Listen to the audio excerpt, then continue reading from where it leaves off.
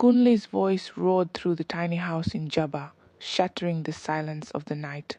"You think you're better than me just because of your father's money?" he snarled, his face twisted with anger. Stella cowered in the corner, her body trembling. She had never seen him like this before. The man she had once loved, who had promised her the world, now stood over her, his hand raised. The sting of his slap was still fresh on her cheek, and her heart ached more than her bruised face. "Kunli, please," she whispered, tears streaming down her face. But Kunli wasn't listening. His voice grew louder, his accusations sharper. "You're useless to me now. Your father refused to help me, and now I'm stuck with a liability. You should be ashamed." Stella's world had crumbled around her. The love she had believed in was nothing more than a mirage. She realized too late that Kunle had only married her to climb the ladder of success.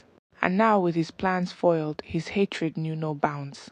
She sat frozen, clutching the remnants of her dignity, as Kunle stormed out of the house.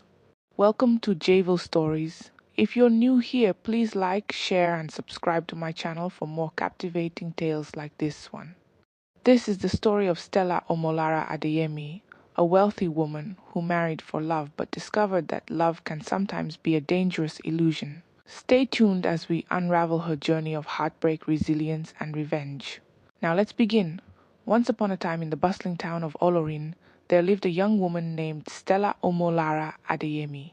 Stella was the jewel of her family, a beacon of beauty and intelligence. Her father, Chief Adeyemi, was one of the wealthiest merchants in the region, known for his generosity and business acumen.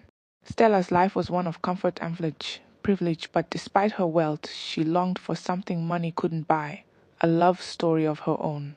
It was at a charity fundraiser that Stella first laid eyes on Kunle Remy. Tall, dark, and charming, Kunle stood out in the crowd. He wasn't from Olorin, he hailed from the humble village of Jabba. Despite his modest background, Kunle had an air of confidence that drew Stella in. As they talked, Kunle's ambition and determination shone through, and Stella was captivated by his vision of building a better future. Kunle, on the other hand, was equally captivated, but not by Stella's beauty. He saw an opportunity. He had heard of Chief Adeyemi's wealth and connections and knew that marrying Stella could be his ticket to success.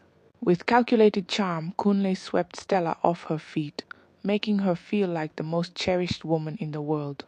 Against her family's warnings, Stella chose love over caution.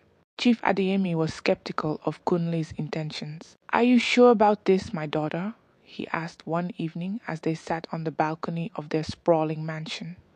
"Marriage is a lifetime commitment, Stella. Be sure you're not being blinded by sweet words." "Father," Stella replied, her voice filled with conviction, "I know Kunle's heart.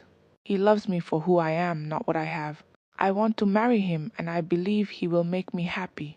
Chief Adeyemi sighed. He had seen too much of the world to trust easily, but he loved his daughter and wanted her to be happy. Reluctantly, he gave his blessing, and soon, Stella and Kunle were married in a grand ceremony that brought together the entire town of Olorin and the people of Jabba. Stella left the comfort of her luxurious home and moved into Kunle's modest house in Jabba. Though the adjustment was difficult, Stella embraced her new life with optimism. She believed in Kunle's dreams and supported him wholeheartedly, even as he worked tirelessly to impress Chief Adeyemi in hopes of securing an investment for his struggling business. In the early days of their marriage, Kunle was the perfect husband. He showered Stella with affection, making her feel cherished and loved. They spent evenings talking about their dreams and plans, and Stella felt a deep sense of fulfillment. Her family's doubts began to fade from her mind, but Kunle's charm began to wear thin as time passed. Stella noticed how his mood darkened whenever he discussed business, especially with her father. The deal he had been pursuing, a partnership with Chief Adeyemi, seemed to consume him. Stella tried to reassure him, saying, "Kunle, my father needs time to trust you. Be patient." Kunle's patience, however, was wearing out. The deal was his lifeline, and he couldn't afford to wait. When Chief Adeyemi ultimately refused to enter in Kunle's business, citing concerns over Kunle's lack of transparency, everything changed. The man who had once treated Stella like a queen began to unravel, his frustrations manifesting in anger and resentment. Stella, who had sacrificed her privileged life for love, found herself trapped in a nightmare she never saw coming. Kunle's anger lingered long after Chief Adeyemi's rejection. He became withdrawn, his once charming demeanor now replaced with cold indifference. Stella tried to hold on to the man she thought she knew, but it was like reaching for smoke. One evening, Stella prepared Kunle's favorite meal, hoping to lift his spirits. As he walked into the house, the smell of jollof rice and grilled fish filled the air. "Welcome home, Kunle," Stella said with a soft smile, placing his food on the table. Kunle looked at her, his face dark with frustration. "Do you think food can fix this?" he snapped, pushing the plate away. "Your father ruined everything, Stella." "Everything," Stella recoiled, her smile fading. "Kunle, it's not my fault. I've tried to help you. I've supported you in every way I can." Kunle laughed bitterly, his voice dripping with sarcasm. "Support? What support? You couldn't even convince your father to back my business. Do you even know how much I've sacrificed for this marriage?" Stella's heart broke at his words. "Kunle, I left my family, my home, my comfort. For you. What more could I have done?" "Maybe you shouldn't have come at all," Kunle muttered under his breath, his words cutting deeper than any slap could. Kunle's resentment turned into verbal abuse, and soon after it became physical. The first time he struck her, it was over a minor argument about money. Stella had suggested they be more cautious with their spending, given Kunle's financial struggles. His reaction was swift and unexpected, a slap across her face that left her stunned. "Don't you dare lecture me about money," Kunle growled, his face inches from hers. "You think you can control me like your father controls everyone else?" Stella's world spiraled into darkness. The man she had loved, the man she had defied her family for, was gone. In his place was a stranger, a man filled with anger, bitterness, and cruelty. Life in Jebba became unbearable for Stella. The small, dusty village, once filled with charm, now felt like a prison. The villagers whispered about her, pitying the once glamorous woman who now walked with her head down and shoulders slumped. Kunle's treatment of Stella became the talk of the town, but no one dared confront him. In Jabba, men were seldom questioned about how they treated their wives. Stella was left to endure her suffering in silence, ashamed to return to her family and admit her mistake. Each day she woke up hoping for change. She hoped Kunle would remember the love they once shared, but his disdain only grew. He blamed her for everything, his failed business, his ruined reputation, and his shattered dreams. One fateful evening, Stella sat alone in the small bedroom she shared with Kunle, staring at the cracked mirror on the wall. The woman looking back at her was a shadow of her former self. Her once glowing skin was dull, her eyes hollow, and her spirit crushed. She thought of her father's words on her wedding day. "Marriage is a lifetime commitment, Stella. Be sure you're not being blinded by sweet words." Tears streamed down her face as she whispered, "I should have listened." But deep within her, a spark of defiance began to ignite. She was Stella Omolara Adeyemi, the daughter of Chief Adeyemi, a man who had built an empire with his bare hands. She wasn't weak, she wasn't helpless. That night Stella made a decision. She would no longer be a victim. She would fight back, not with violence, but with the intelligence and resilience her father had instilled in her. The next morning, Stella woke up with a renewed sense of purpose. She had spent the night replaying every insult, every blow, and every betrayal Kunle had dealt her. But she wasn't going to let him destroy her completely. As the sun rose over Jabba, so did Stella's resolve. She carried on as usual, masking her plans beneath a calm demeanor. Stella knew she had to act carefully. Kunle's anger was unpredictable, and any misstep could make her situation worse. She began observing him closely, taking mental notes of his behavior and movements, quietly gathering information she would use when the time was right. As Kunle's business debts mounted, so did his frustration. He spent most of his days drinking with friends, drowning his failures in bottles of cheap liquor. When he returned home, he was often drunk and violent.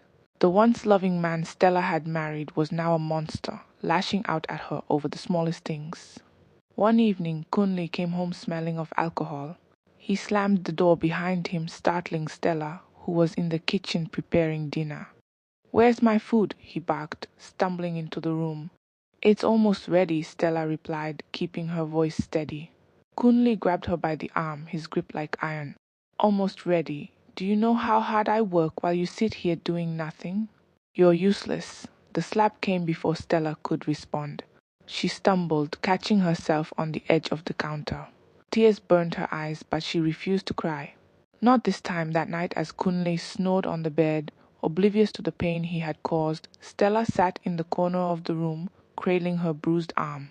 She stared at the man who had once been her world and whispered to herself, "This ends soon, I promise." The following week, Stella wrote a letter to her father. She couldn't bring herself to tell him everything, but she hinted at her suffering.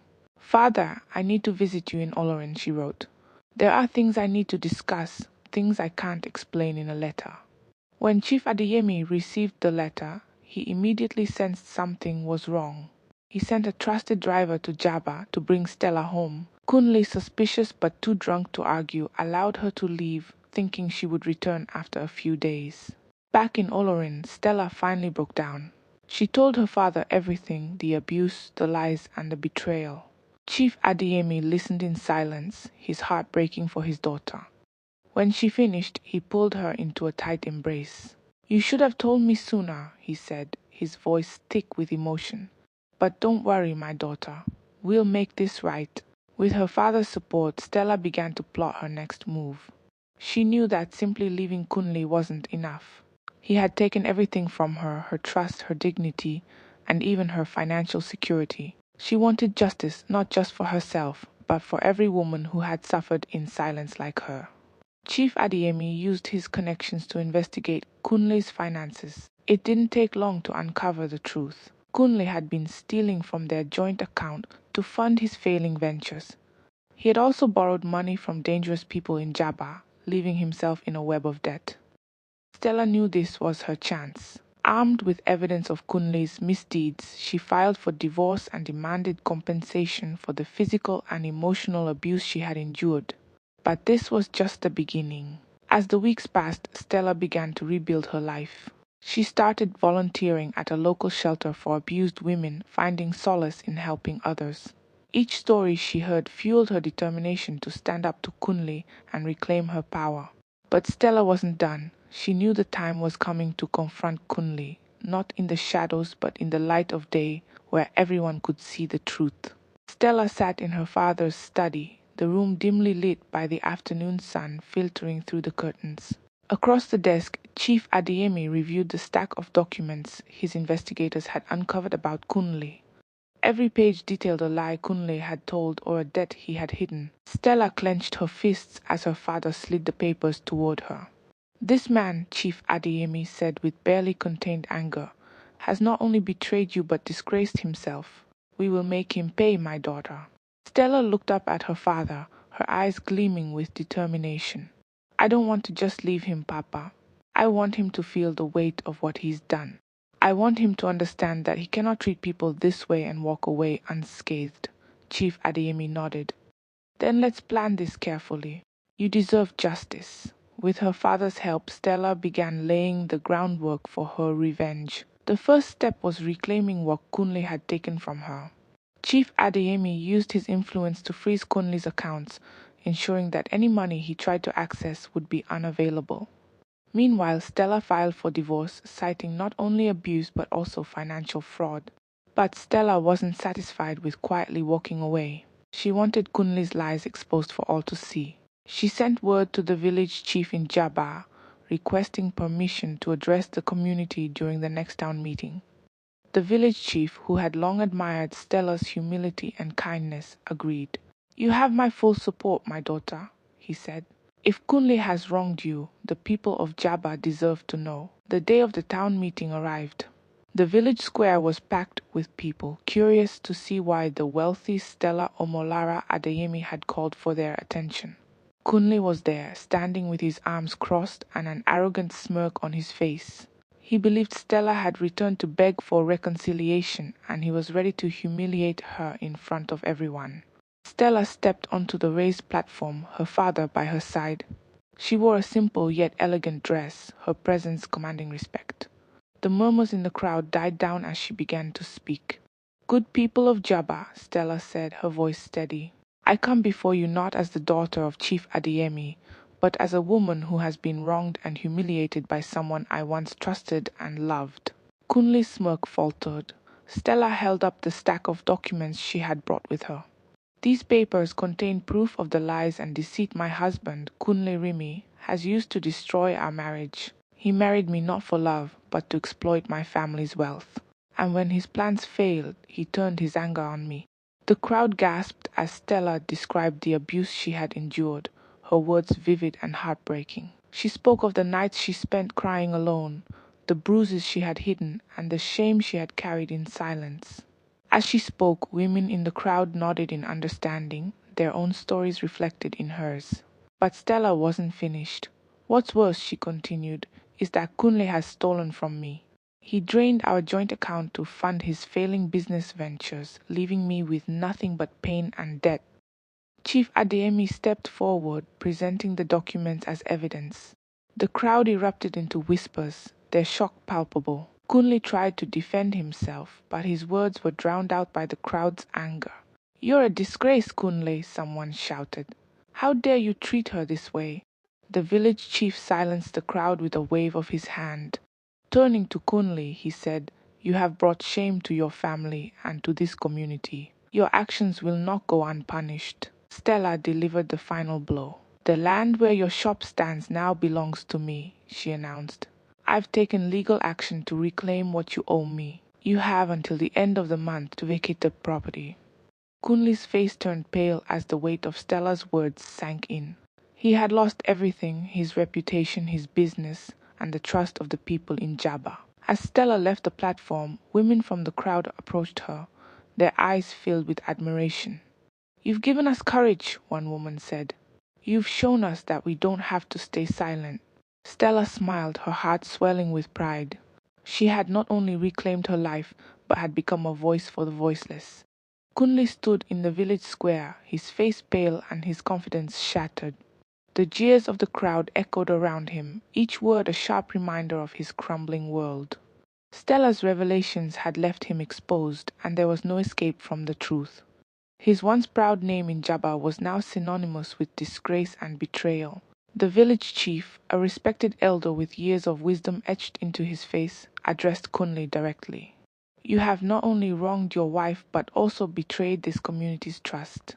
As a man of Jabba, you are expected to uphold integrity and respect. Instead, you chose deceit." Kunle tried to speak, his voice trembling.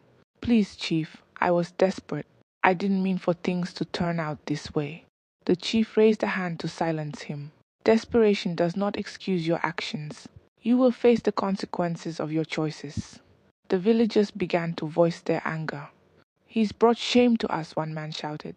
"How can we trust someone like him again? His wife gave up everything for him and he treated her like dirt," another added. The chief nodded solemnly. "Kunle, you will be stripped of your shop and the land it stands on. Stella now owns what was rightfully hers, and you must leave it by the end of the month. Furthermore, you are hereby banned from conducting any business dealings within Jabba until you've proven yourself trustworthy." Kunle's heart sank. The shop had been his last remaining lifeline, and now even that was gone. He looked to Stella, hoping for mercy, but her gaze was unwavering. She stood tall, a symbol of strength and resilience, and Kunle knew there would be no forgiveness. Over the following weeks, Kunle's life unraveled. His debts caught up with him, and creditors began knocking on his door demanding repayment. Without his shop, he had no way to earn money. His friends, once eager to share in his dreams of wealth, abandoned him, unwilling to associate with a man whose reputation was in tatters. Kunle tried to appeal to Stella, hoping to rekindle her sympathy. One evening he showed up at her father's house in Oloren, looking disheveled and desperate. "Stella, please," he begged. "I made mistakes, but I can change. Give me another chance." Stella looked at him, her expression calm but firm. "Kunle, I gave you everything I had, my love, my trust, my life. You destroyed it all. There is no place for you in my life anymore." Chief Adeyemi stepped forward, his voice like thunder. "You have no right to be here. Leave my house and never return." Kunle walked away, his shoulders slumped under the weight of his shame. While Kunle's life spiraled downward, Stella's began to flourish. With her father's guidance, she used the land and resources she had reclaimed from Kunle to start a new business. Her venture, a women's cooperative that empowered victims of domestic abuse, quickly gained recognition in Olorin and beyond. Women from all over the region came to Stella, seeking refuge, advice, and a second chance at life. Stella's story became an inspiration, proving that strength could be found even in the darkest of times. As Kunle wandered the streets of Jabba, a shadow of his former self, he was forced to confront the man he had become. He had underestimated Stella, believing she would remain silent and submissive. But Stella had shown him and the world that no one had the right to strip her of her dignity. Kunle spent his days reflecting on his mistakes, haunted by the life he had thrown away. But in Jabba, there were no second chances for men like him. The sun rose over Olorin, casting golden light on the bustling streets and the new women's cooperative Stella had built. The once shy and broken Stella Omolara Adeyemi was now a force to be reckoned with, a beacon of hope for countless women who had endured hardships similar to hers.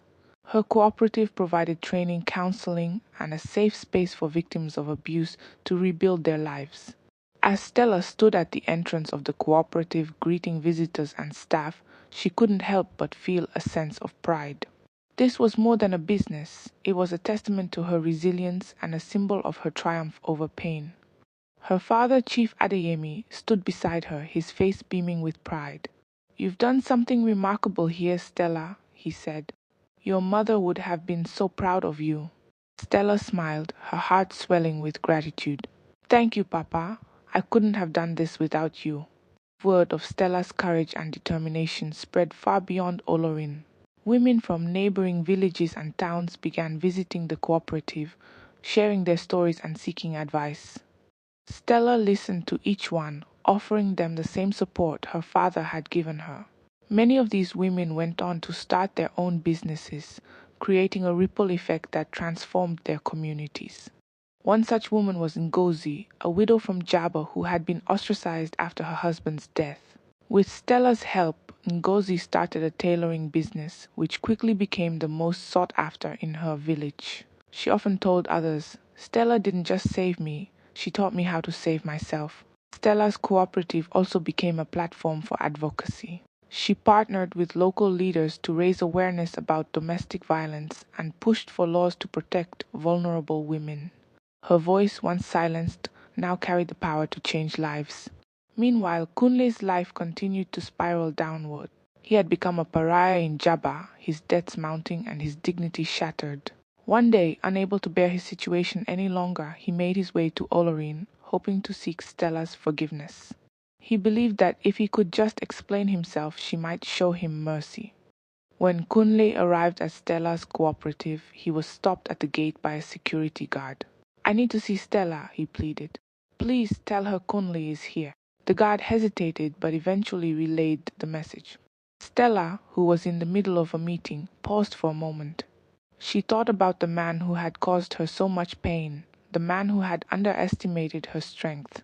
Then, with a calm resolve, she shook her head. "Tell him there's nothing left to say," she replied. "I've moved on and he should too." When the guard returned with Stella's message, Kunle stood in stunned silence. He had come seeking forgiveness but was met with the finality of her words. Slowly he turned and walked away, realizing that Stella's chapter with him had truly ended. As the months passed, Stella's cooperative grew into a movement. She expanded her work to other towns and villages, ensuring that no woman would ever feel as helpless as she once had. Her story became a source of inspiration shared in community gatherings, schools, and even across radio stations. One day, while speaking at a women's empowerment event in Ekejuba, Stella said, "Our worth is not defined by those who try to break us. We are stronger than we know, and together we can rise above any challenge." The crowd erupted in applause, their cheers echoing Stella's newfound purpose, the moral of the story. Stella's journey is a reminder that resilience, courage, and self-respect are the greatest weapons against adversity. Her story teaches us that no matter how dark the night, the dawn will always come. Thank you for listening to JayVil Stories. Don't forget to like, share, and subscribe for more captivating tales. Stay tuned for the next story.